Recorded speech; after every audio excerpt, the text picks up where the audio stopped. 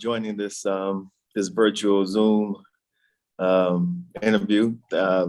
Excited about tomorrow's game. Excited about both games, actually, the Cotton Bowl and the Orange Bowl. But games they here at the Orange Bowl. Both teams are itching at to get out there on the field and compete. So I don't want to take up too much of your time. I know you guys have a bunch of questions. I just turn it over to David for his opening remarks.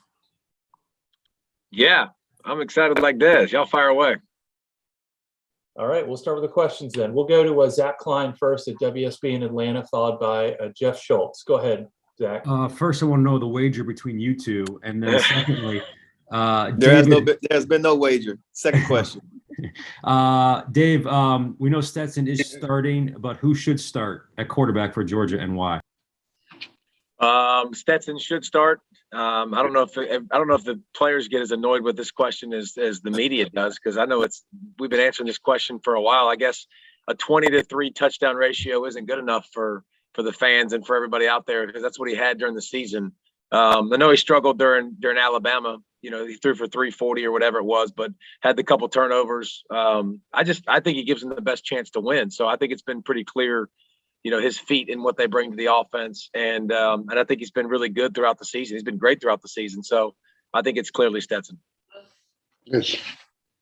Okay, we'll go to Jeff, followed by John Nio in Detroit. Go ahead, Jeff.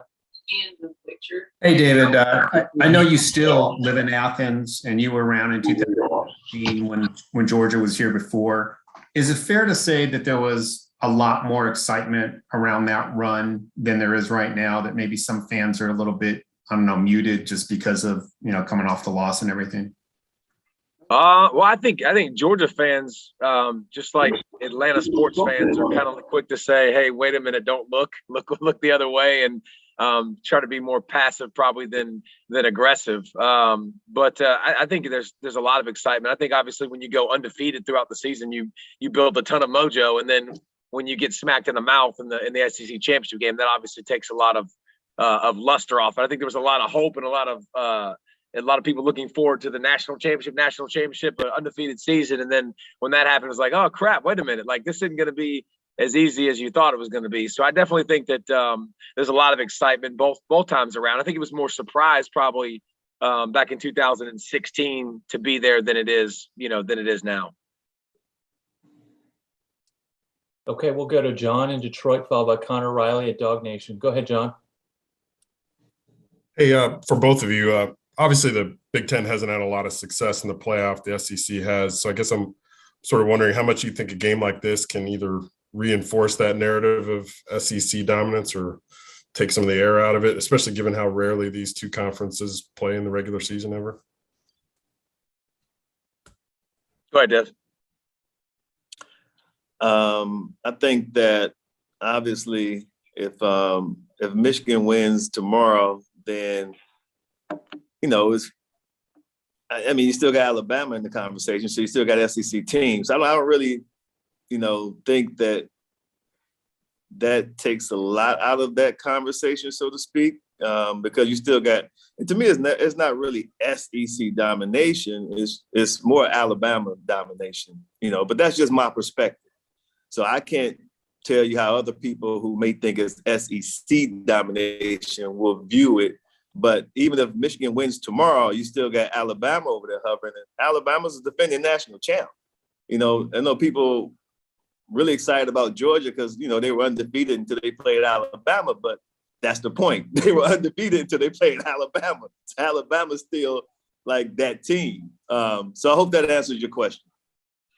Yeah, I think it's funny. I think this talk happens a lot of conferences, and I can tell you from speaking to Des and everybody, we don't really care about that crap at all, and we don't look at that stuff. I mean, there's great teams, individual years. I'm not a big fan of history, that the history of who played somebody is going to dictate the future.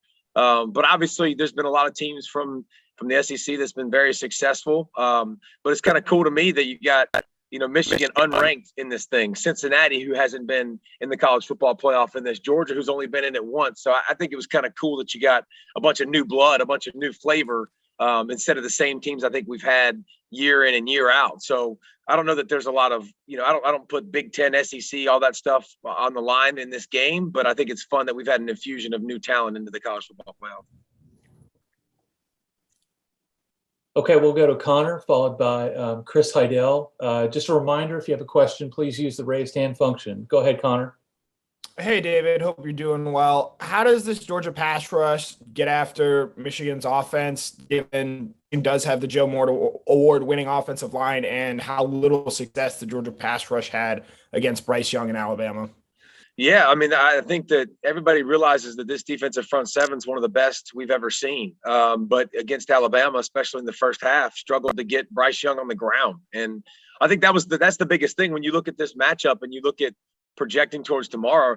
Can Cade McNamara, and I think he can. I've seen it with him. He's got some ability to be creative and break tackles and make throws with people closing in on him. And that's what you got to be able to do to take advantage of Georgia's secondary. So I think that when you look at this defense, I don't think even Michigan, as good as they are at running the football, I don't think Michigan's going to go, hey, we're just going to line up and pound you and pound you and pound you. I think Michigan's going to be smart enough to do what they did against Michigan State. And if they need to throw the ball more, they'll throw the ball more. So can you protect? But for Georgia, they had guys in position a lot of times to try to get Bryce Young on the ground, and they were very unsuccessful.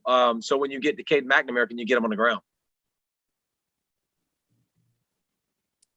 Okay, next we'll go to Christopher. Go ahead. Hello, good morning, everybody. Thanks for taking my question. How's everybody down in Florida? Pretty good? Yeah. Debs lives here, so he's in heaven. I got a question for Desmond. Talk about Jim Harbaugh. I live in Baltimore. We have his brother John, playing, coaching for the Ravens. Do you see anything that his brother John's helping him out this year? Making him look better, or is John just realizing everything's getting better? He's finally finding a way to get Michigan back on what Michigan was. Well, the first part of that question I couldn't answer because I don't know what John's doing. I think that John is busy trying to get his Ravens back, back on point because, Lamar's been out. They got the shit kicked out of them last week by the Bengals, so I'm not sure he's worried about what's happening with the Wolverines, my friend. He has enough problems in Baltimore that he needs to address. Right. And I have a quick question for another follow-up question. You guys are friends on College Game Day. You guys both went to Michigan and Georgia. Is there a friendly little bet going on that if one team wins tomorrow, you guys are going to go? I answered that question at the beginning of this. I don't know. Maybe you came in late, but I told him as of right now, we do not have a wager. You should. Somebody should do something. Okay. You asked your question. Yeah. You asked your question. Don't tell us what we should do or should not do. We'll figure that out. All right, stay tuned for that tomorrow. Possibly, potentially not. Okay. Well, next we'll go to Jennifer Hammond. Go ahead, Jennifer. Thank you so much. Hello, Desmond. Actually, I would like this question for you to answer this question if you can. Can you give me a sense of, as an alum of the University of Michigan, just what it has meant to you? The pride that has seemingly been, always there's been, Michigan pride, but just this season with the win over Ohio State and the way that this team has really re-entered kind of the national picture and the narrative. If you could speak to that and how proud it makes you as an alum.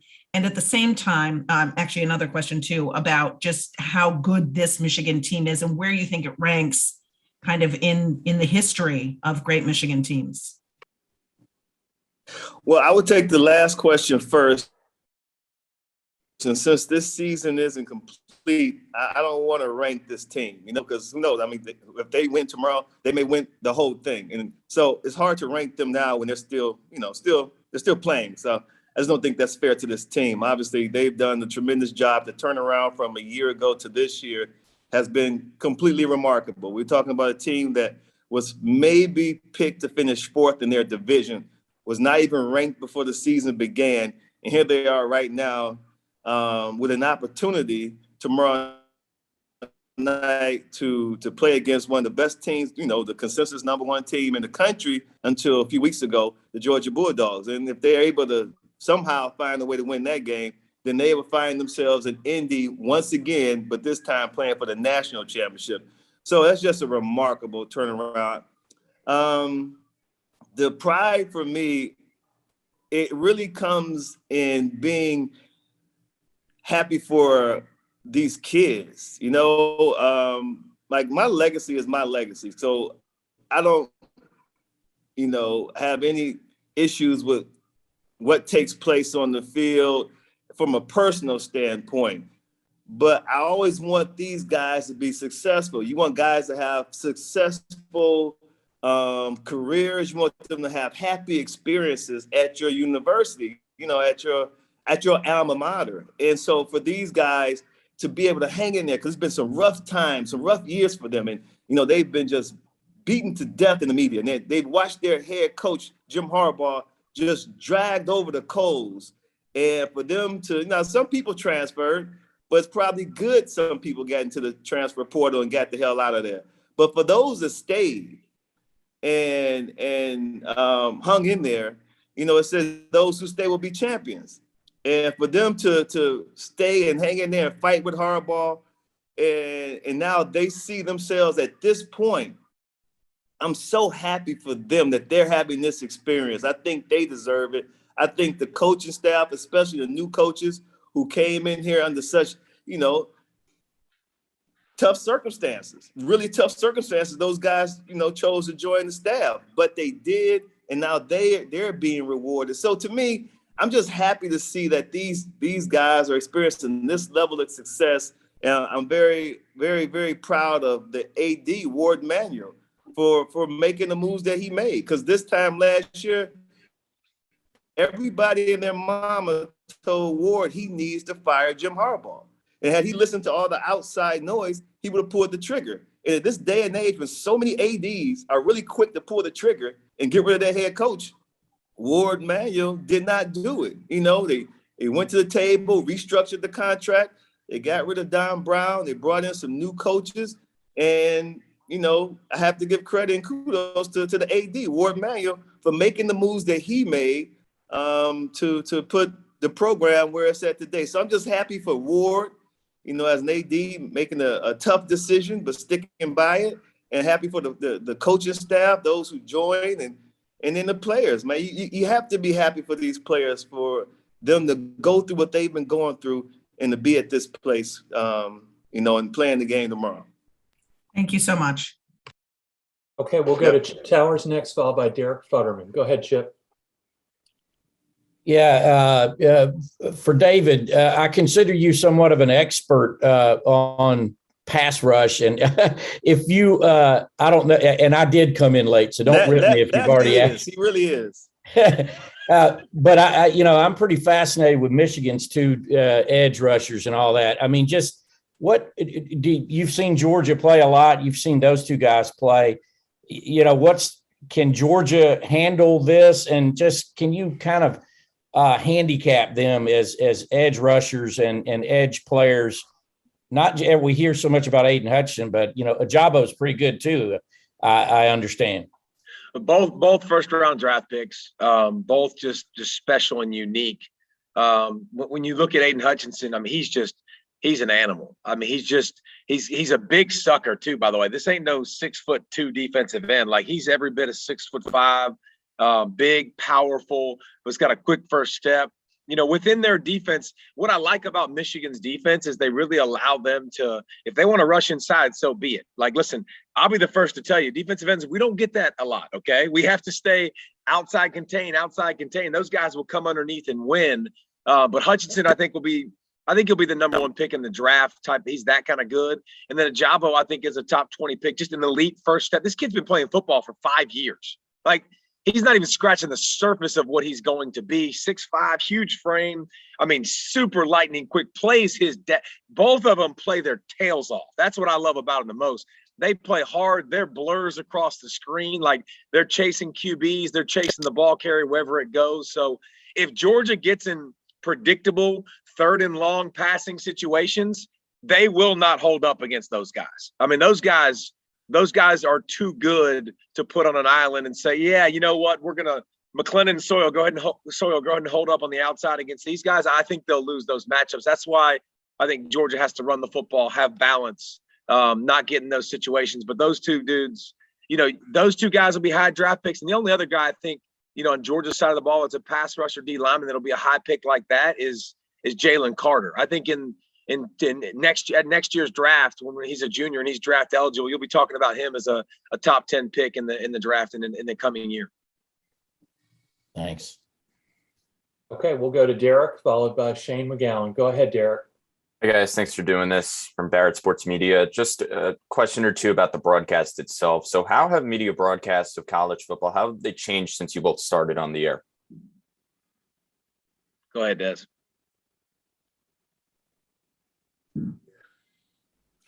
Game day was maybe a 90-minute show. Now we have a 3-hour show. So it's changed dramatically from a sponsorship deal and from the I guess to the extent in which we cover college football, because you have more hours to fill now, more time to fill. So I don't know. That's such a broad question. I don't know if that's what you're looking for, but the hours of game day has really changed since I first joined it, and the sponsorship deals have gotten they've gotten huge. Well, I was brought in with the new hour change, so it was I kind of was a part of that change that Des was talking about. I'm obviously the newest. Well, no, Reese is the newest member of the staff. But I got brought in with Aaron Andrews when they did the ESPNU, the first hour on ESPNU, and we were trying to beg Des to get out there and do it with us, and beg Kirk to come out there and do it with us. We were trying to, hey, somebody come out there and help us. But I just think that I've watched it over the years since when I was in college and Des was doing the show, and I've watched it evolve and just grow bigger and bigger and bigger. And, the celebrity guest pickers grow bigger and the audience and the following grow bigger and bigger. And, obviously to be a part of it's been really, really cool. But, to go from no fans last year to having fans, back again this year. So I think it's evolved and turned, and I think it will continue to, as long as everybody keeps getting older and we ain't getting any younger. So. And as a follow-up, so this year specifically, how has the situation with COVID-19 impacted the broadcasts, impacted protocols on set, how you guys broadcast? What changes have been brought by that? Did you say me?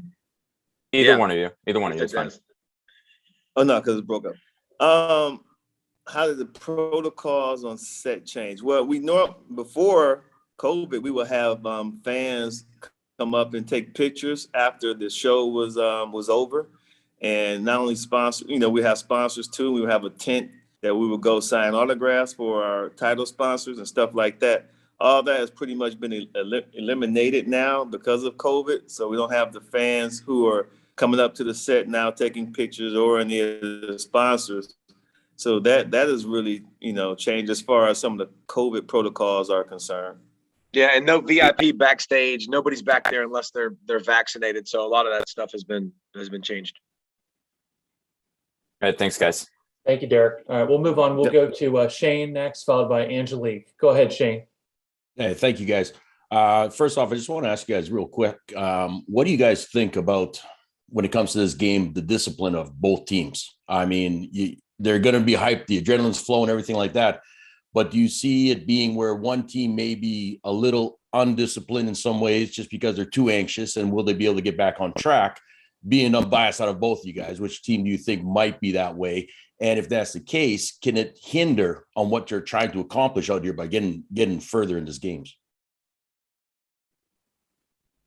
There's a lot on that bone, David. I'll let you go ahead and tackle it. Listen, I don't think, Shane, I don't think there's a way to say, who's going to have more penalties.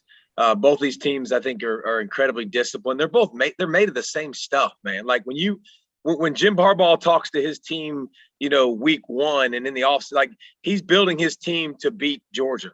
Right. Literally physicality. I'm going to hit you in the mouth. When Kirby Smart does that to start the season, he's building his team like Jim Harbaugh to beat Michigan. He's just these teams are both made of the same stuff. They're both built the same way. They've done a good job this year taking care of the football. Both quarterbacks have been quote unquote game managers, that have kind of, the running game is the crux. The defense has been great. So literally they're mirror images of each other throughout this season. And I think it's the stage. Obviously, you say the big stage. A lot of Georgia players have been here before.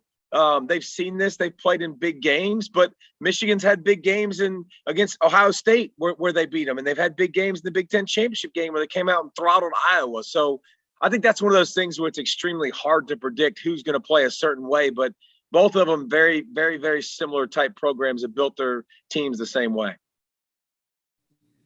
Perfect. Thanks, guys. Okay, we've got time for one more question. We'll go to Angelique. Go ahead, Angelique. Thanks, Bill. For Desmond and David, you just sort of touched on the quarterbacks, but I was curious your impressions of how Cade McNamara has handled having J.J. McCarthy behind him, how Michigan has used him, and also do both of you think that using J.J. McCarthy is part of Michigan's game plan on a Friday night, a major part of it? I think that Cade McNamara has handled it masterfully. I think he's had some help in dealing with that situation, because if you read, quotes from Cade, it's not an easy situation to deal with. I think that the coaches have handled it extremely well. I think that Cade has showed maturity, but I think also that having JJ behind him has helped push him and make him a better quarterback also. And I believe that he's bought into the mantra, the team. So he understands that, you have a kid with this type of talent, he has to see the field, and everyone knows this. Like, everyone sees him in practice, like, this guy can help us win games. And so he has to see the field, whether it's, a package here, a package there. And we're not talking about putting them in garbage time, doing some cleanup duty. No, when the game is still in the balance, he needs to be out there. And Josh Gaddis has done a tremendous job of inserting JJ into games, and he will continue to do that because he has that type of talent. You just can't sit it on the bench. So I think everyone understands, what they're trying to accomplish, and they've bought in, and I think that's why it has worked and been effective so far for Michigan, because I don't think that formula works at a lot of for a lot of teams. Perfectly said.